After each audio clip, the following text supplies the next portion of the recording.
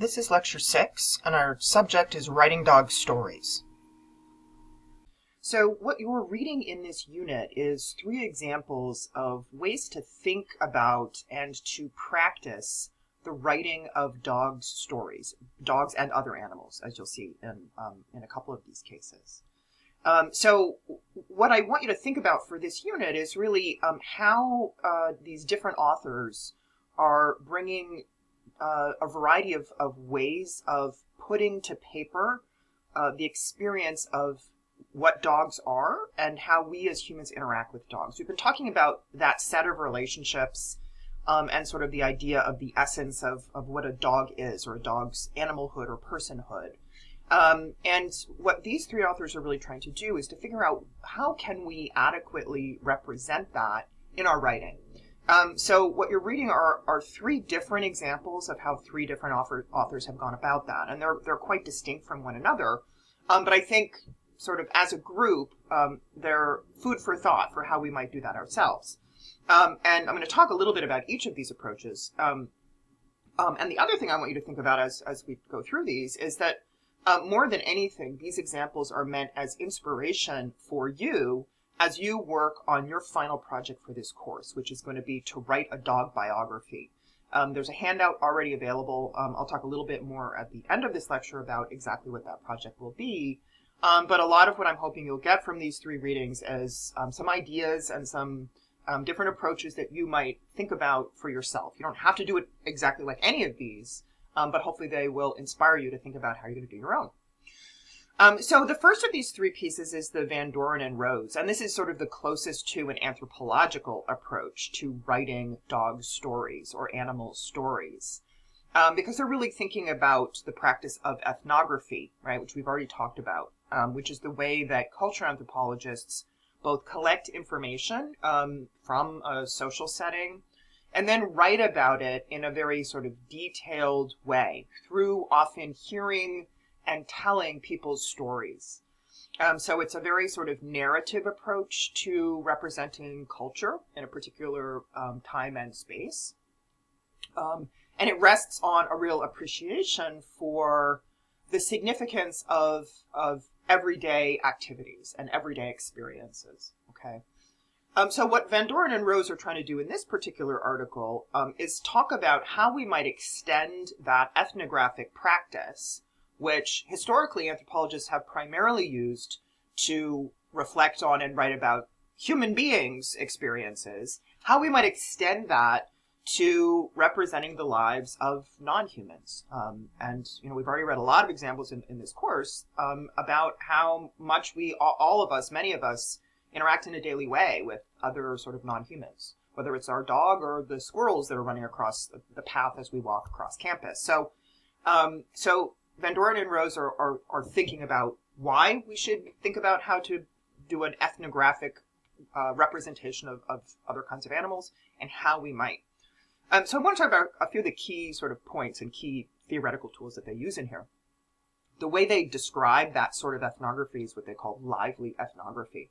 And what they mean here is really allowing for the non-human characters, if you will, in a social world to also be animated, right? To be represented as whole beings in the stories that we tell in our writing as anthropologists. And they suggest that sort of all beings, humans and non-humans, have a sort of way of life that they talk about as ethos, right? So again, cultural anthropologists have typically been focused on culture as our sort of term for the way of life of humans in a particular time and place. So they're saying, well, we might not call it culture per se, but there is a sort of life way of the non-humans around us, and capturing what that life way is like, again, might very much enrich what we do as anthropologists. They also suggest that, one of the key things that anthropologists do is to bear witness to what goes on around us in a particular social world, and to capture that through hearing and reproducing stories, through storytelling, right? And that is storytelling premised on careful attention to details, right? Observation, interactions, etc. So they're suggesting that there's something that is sort of profound about that act of storytelling. And the more we are able to bring other sort of beings into our storytelling, the richer that product will be. So here's one of the quotes from the article that I think captures that idea. They say, storytelling is one of the great arts of witness. And in these difficult times, telling lively stories is a deeply committed project, one of engaging with the multitudes of others in their noisy, fleshy living and dying. It is the aim of lively ethnographies to seize our relational imagination. It is an engagement with the joys, passions, desires, and commitments of earth others, as they call them. So again, that same sort of generosity and openness that we extend to other humans in the attempt to talk about how people live their lives in ethnographic writing, they suggest we can and should extend to the non-human beings we engage with. So the next piece that you read is, the other two pieces are not anthropology, but I think they are in the spirit of the kind of things that we want to do for this project. So that's why I thought to have you read them. So one is the Dickey reading, and this is an excerpt from a book that she wrote that is essentially the history of the pit bull in American culture, or sort of starting in Europe and some of the antecedents to the modern pit bull, but primarily as they're understood in U.S. society.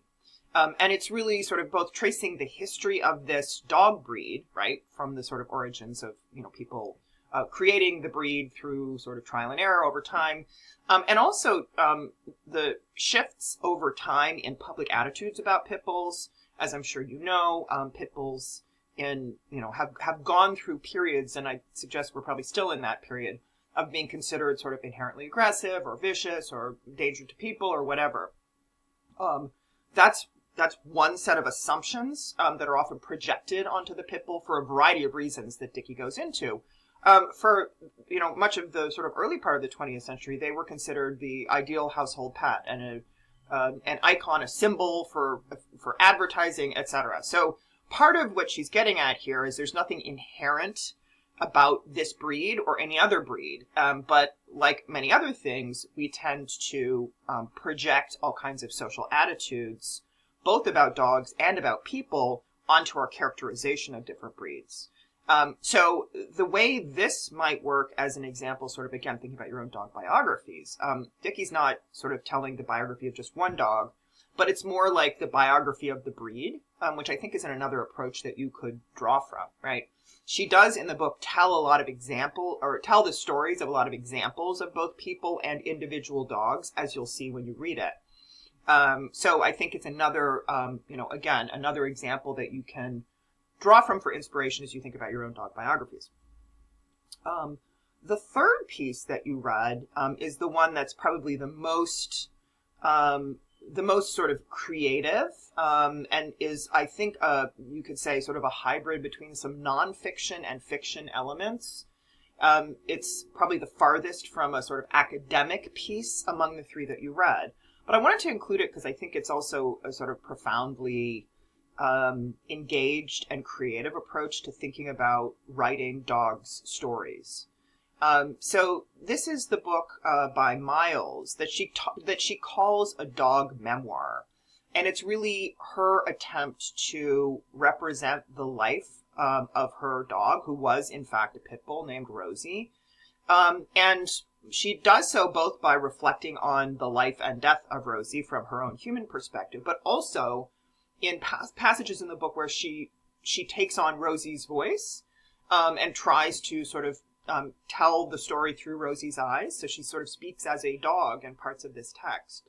And the excerpt I gave you includes some that are sort of from Miles's perspective, and another part that's written sort of from Rosie's perspective, if you will. And it's really unusual and interesting.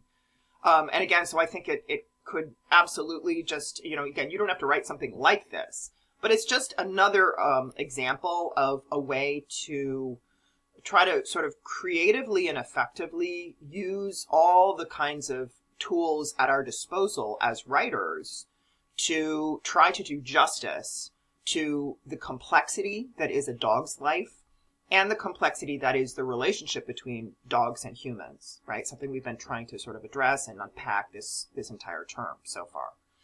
So Miles, I think, as well as anyone, does a really excellent job of, um, bringing us all that sort of emotional and personal material that's embedded in that relationship.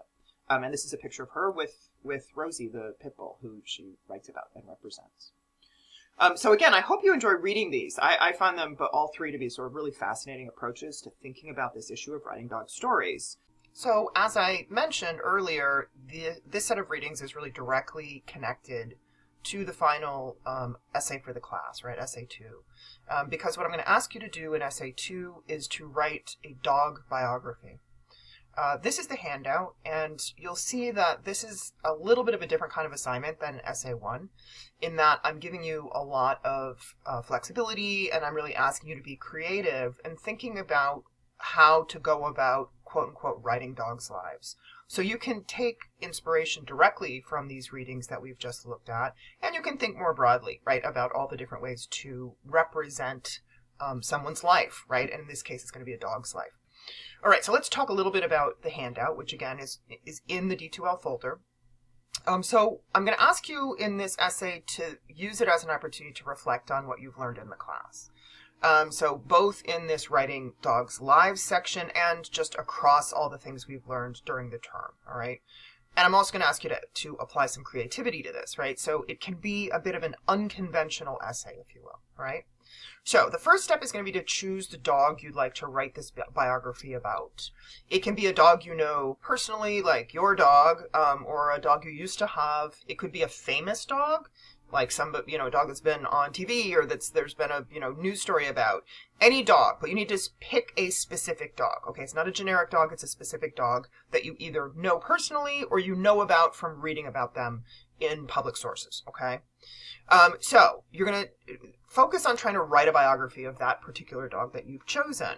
And what I say in the sources section is that it's really up to you where you find your sources of information about that dog. And I want you to think broadly about what those might be.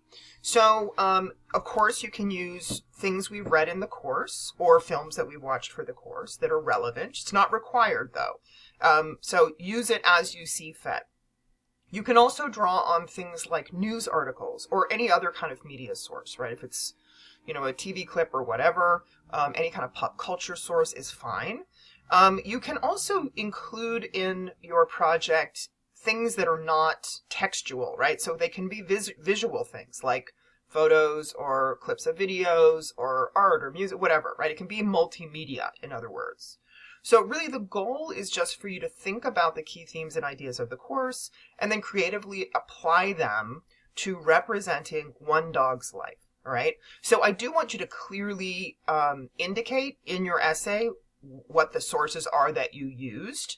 An easy way to do that is just to provide a list at the end of the essay, right, including links to whatever you used, right? So it doesn't need to be, using any particular citation source. If you use a YouTube video, just, say that, write that in the list and provide a link, okay? You're going to write, a 5-page paper. It can be longer if you want it to be. And as I did for essay 1, I'm giving you the rubric down here at the bottom. So I hope this will be kind of a fun assignment. Also meaningful in the sense that it's connected to what we've done in the course, but also something that allows you to, think outside of the traditional essay format and do something, that might be a little bit more interesting. Okay, so that's the assignment. Of course, as always, if you have any questions, let me know, and we'll talk again soon.